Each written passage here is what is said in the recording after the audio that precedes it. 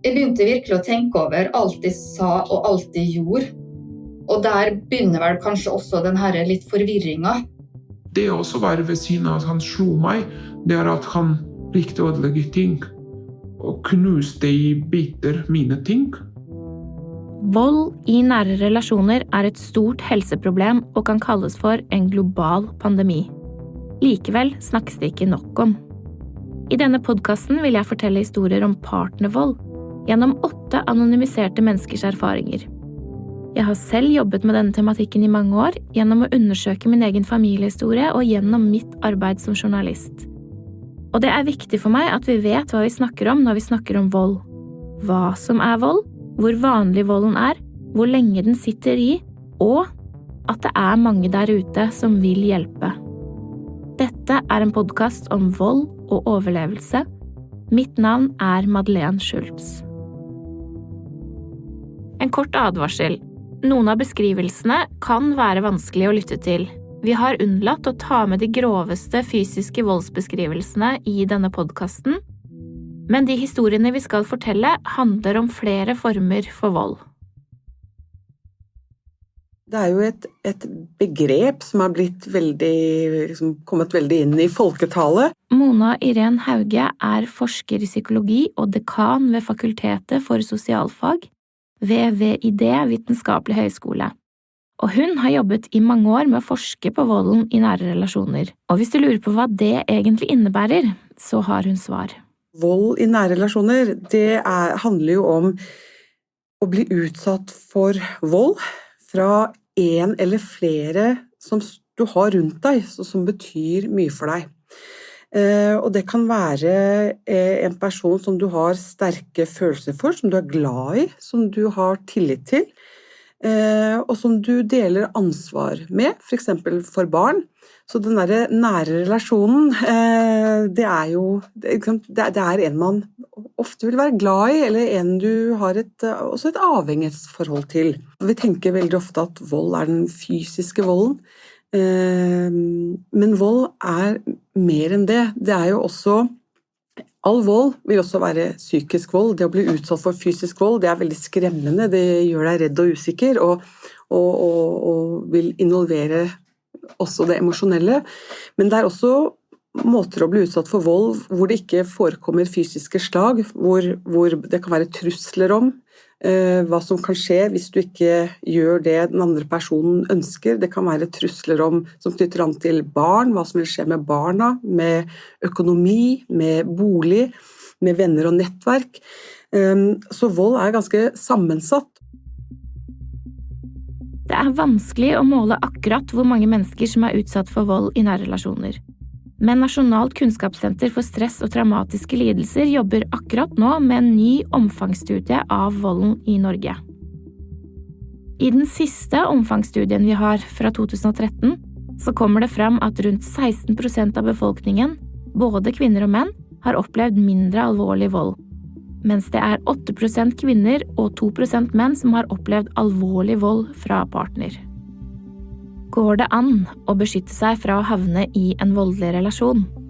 I denne episoden skal du få høre historiene til 2 kvinner, Elisabeth og Maria, og om de røde flaggene som noen ganger viser seg i et voldelig forhold. Jeg møttes høsten 2003 på et utested. Jeg hadde egentlig ikke i tankene at jeg skulle møte noen. Jeg var på et veldig bra sted i livet. Jeg hadde fullført utdanningen min, hadde vært alene med et barn. Allikevel, jeg følte at jeg hadde livet på stell. Jeg hadde fått meg en bra jobb, jeg hadde kjøpt leilighet, og jeg var fremdeles ung og tenkte at livet, da hadde jeg på en måte opplevd noe litt sånn vanskelige ting i livet, men så jeg var full av optimisme og ung og tenkte at livet har jo noe bra i bakhånd til meg også. Så møter vi jeg og venninna mi som var ute, vi møtte en guttegjeng og spør om det var ledig ved bordet der, og så fikk vi sette oss ned, og sånn kom vi i snakk. Elisabeth ble kjapt betatt.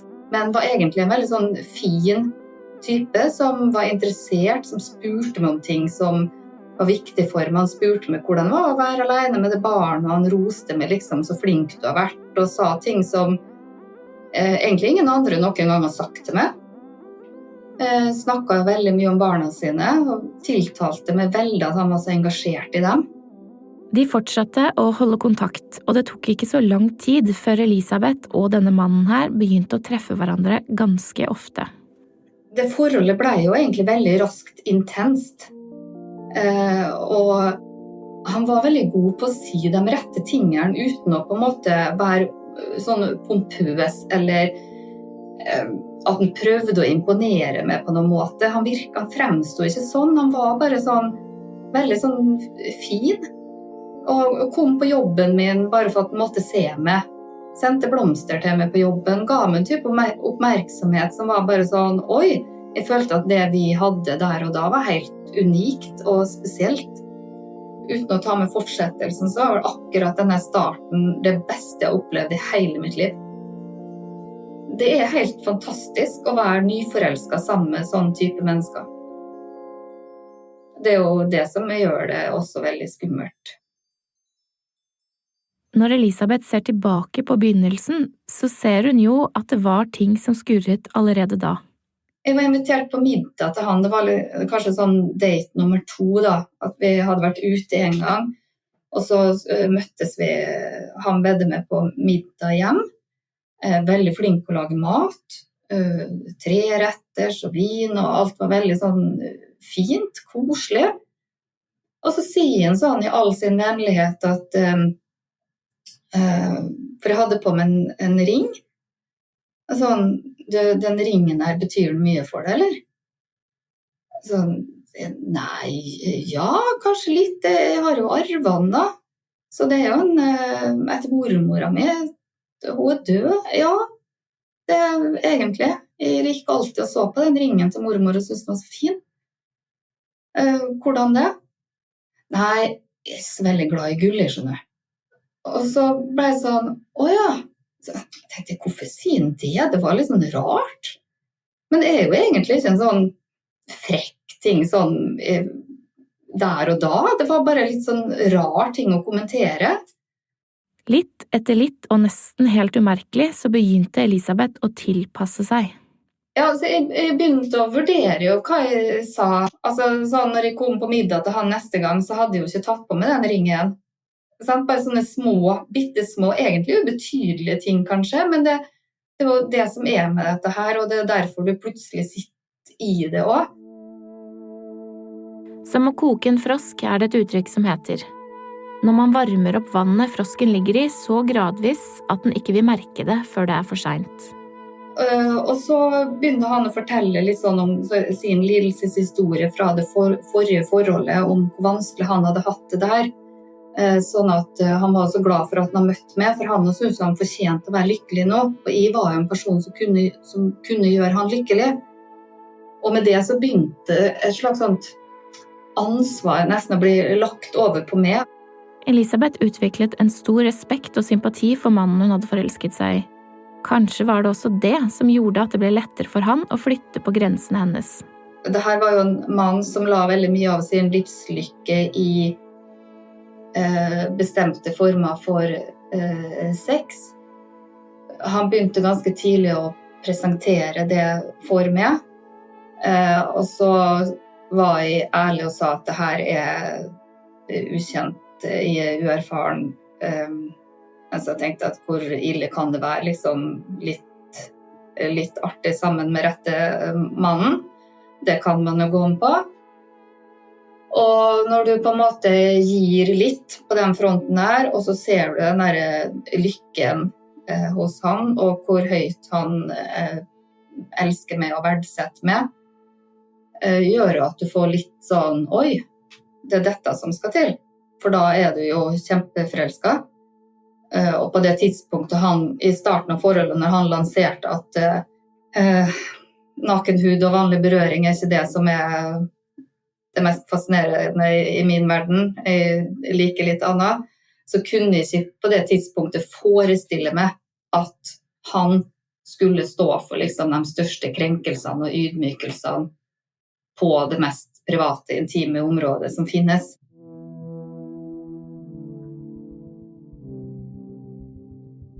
Mannen Elisabeth nå var i et forhold med trengte ikke å bruke fysisk vold for å skremme og kue henne. Han jo en person som har i utgangspunktet et veldig tydelig kroppsspråk. Det veldig lett å se når han irritabel eller sint, eller kald, avvisende, full av forakt. Alle de tingene der veldig lett å se på han.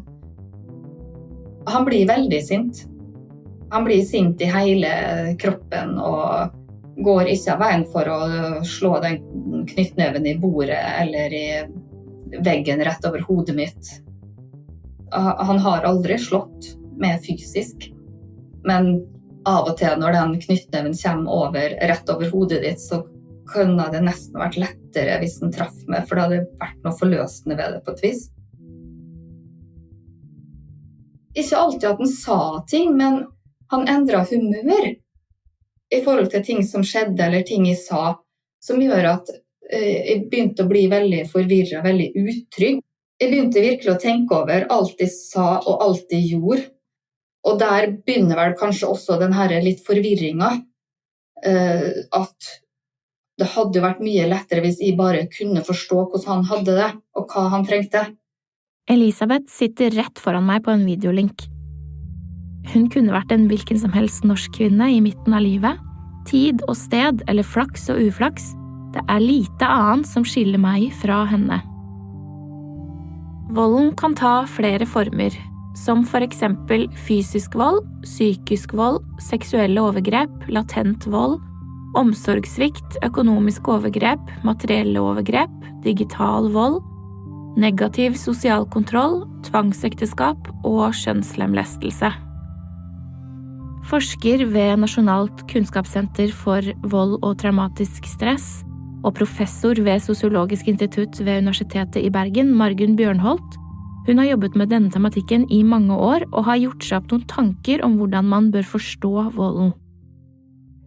Det viktig at vi beveger oss bort fra en sånn forståelse av volden som at det handler om enkelthendelser.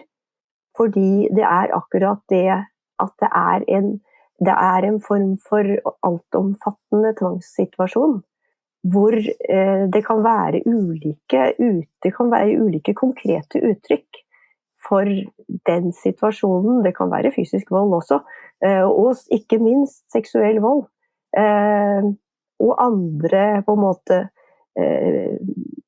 elementer som man kan se på enkeltvis. Men det jo det at alle disse tingene kan være en del av et repertoar. Et regime av vold. Det også det politiet leter etter når de i dag skal etterforske disse sakene. Et voldsregime, eller en voldssyklus om du vil, kan være fysisk, men den må ikke alltid være det. Det å bryte ned et annet menneske, det kan man også gjøre gjennom psykisk manipulasjon, kontroll, truende atferd og konsekvent nedsettende ordbruk.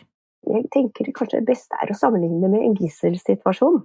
Det et angrep på personens integritet som et eget menneske, på friheten, på retten til å være seg selv, til å ha sine egne tanker, meninger, seksualitet, leve og være et eget menneske. Voldsutøveren tar kontroll og på ulike måter sørger for at man undergraves og undermineres. Mange slutter å tro at de opplever det de gjør, fordi det manipulering. Det som på engelsk kalles for gaslighting. Og dette teknikker som brukes, hvor man begynner å tvile på det man selv opplever, fordi man blir fortalt at det det motsatte. At det du som gal, du som misforstår, at dette kjærlighet. Vi har et veldig åpent forhold, og når det kjærlighet, og vi skal alle vite alt om hverandre, ja, derfor skal jeg ha tilgang på alle dine konti på sosiale medier, til din bankkonto, og du skal ikke gå alene på do, eller inn i dusjen skal du ikke gå alene. Men man blir angrepet på så mange fronter at man blir underminert som en egen person og begynner å kanskje tvile på sin egen virkelighetsoppfattelse og lurer på om det en selv som gal.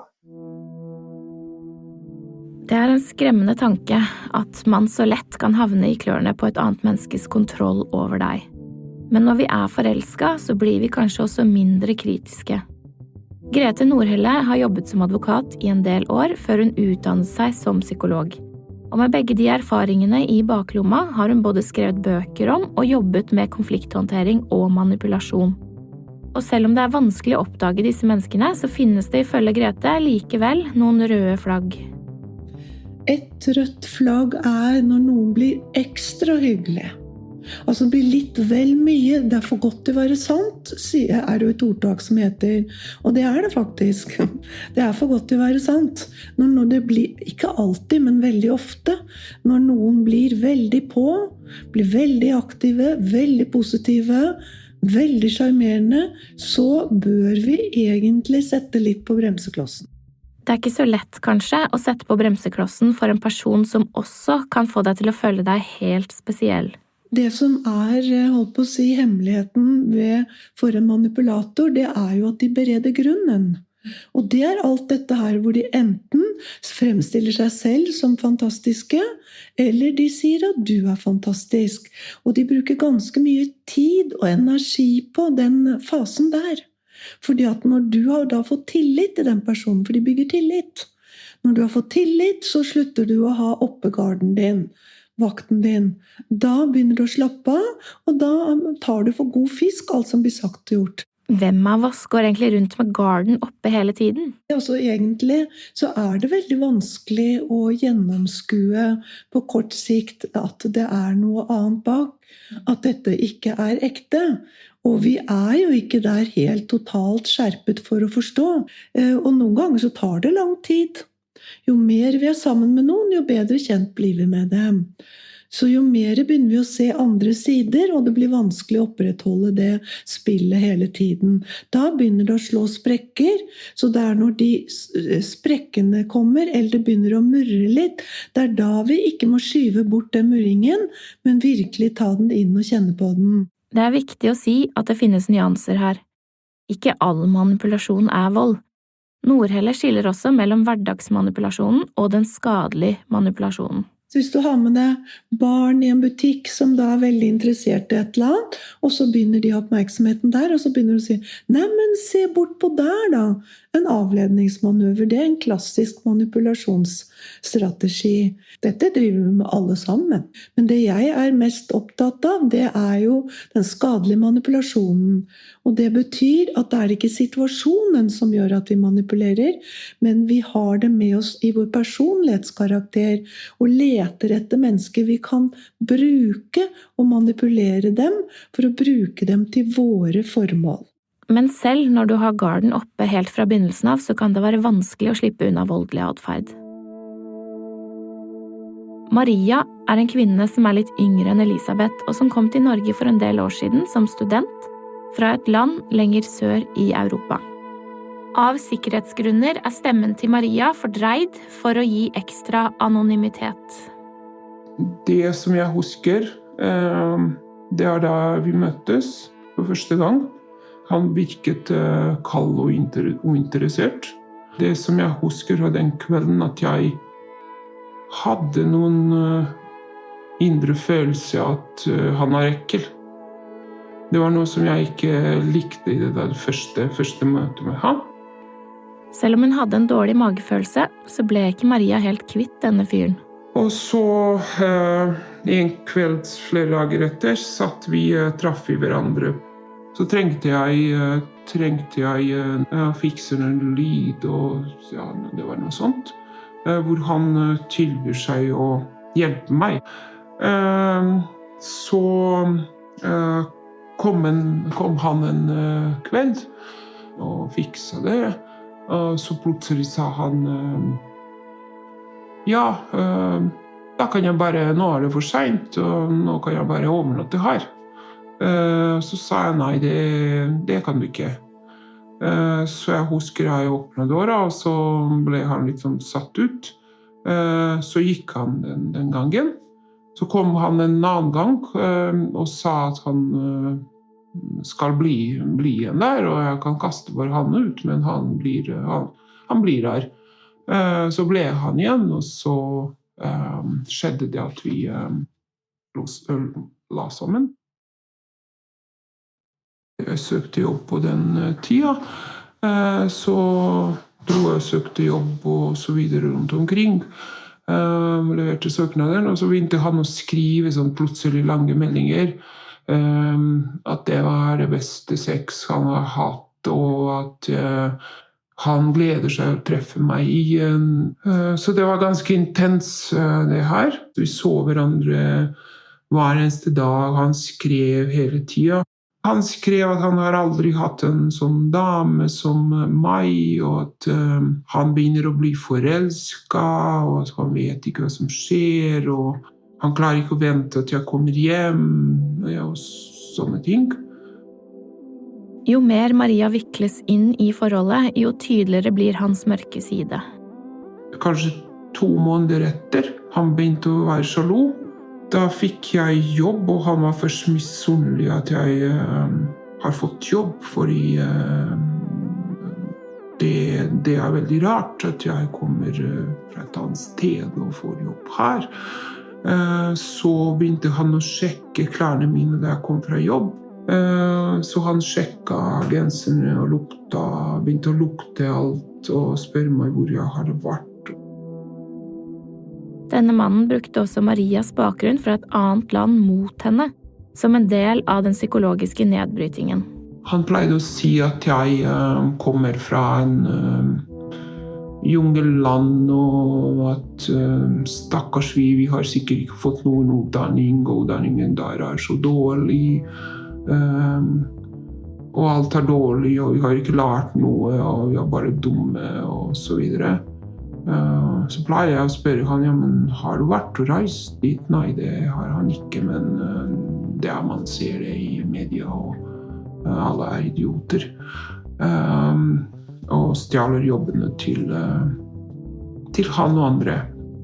Ganske raskt etter at de ble sammen, så ble kjæresten hennes også fysisk voldelig, og ikke bare mot henne. Det også var ved siden av at han slo meg, det er at han likte å ødelegge ting. Det er det som ga han et eller annet, men det var masse ting som han knuste i biter, mine ting. Klær, og når vi var på ferien og han klikker, da skulle han ta kniv og skjære i alle skoene mine og gensere og ødelegge alle klærne som jeg hadde. Ved flere anledninger endte Maria opp med omfattende fysiske skader.